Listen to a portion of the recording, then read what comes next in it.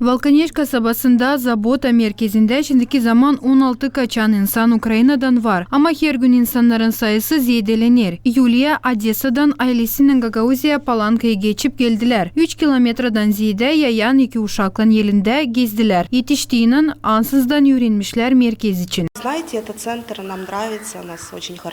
Beğendik bu merkeze. Bizi iyi karşıladılar. İslah doğruyorlar. Kaçan statusunu kabul etmeyi istemiyoruz. Mutlanır sanitizde çirkin işler bitecek, hem eve geri döneceğiz.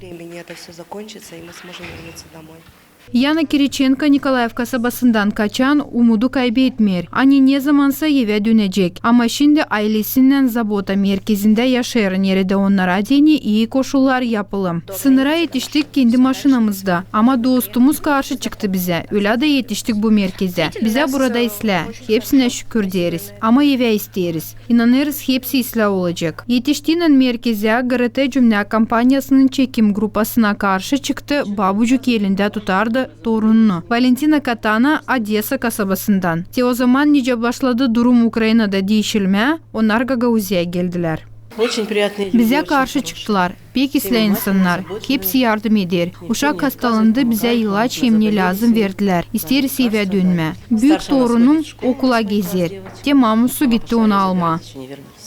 Merkezden yerinde Ukrayna'dan kaçan insanlar bir vakıda durgundular. Psikolog çalışır, o verir yardım uşaklara profesyonel uğrunda.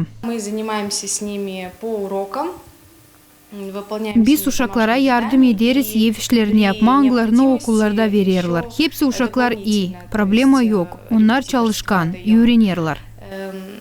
Детки очень хорошие, способные. Merkezde 3 oda var. Her biri 6-8 kişiye. İnsanlara deyin hepsi koşullar yapılı. Zabota merkezi çalışır volontörlerin hatırından. Наличными деньгами мы ничего не принимаем. То есть то, что нам привезли, те же продукты, средства личной гигиены. Para kimseden almayırız. Sadece mallarla kabul ederiz. Kim yemek mallarını getirir, kim başka iş. Çoğu volontörler istemirler, onların adlarını söyleyelim. Getirirler salfetki, yemek mallarını uşaklara deyin ne lazım. Şimdiyadan zorluk o kadar yoktu. Şükür insanlara hem primariyaya yardım için. 12 uzman Zabota merkezinde Volkanesh'te çalışır. Hepsi onlar işlerler parasız. Marina Tapal, Sergey Georgiev, Vladislav Tabachuk, Artyom Tapal, GRT Haberler.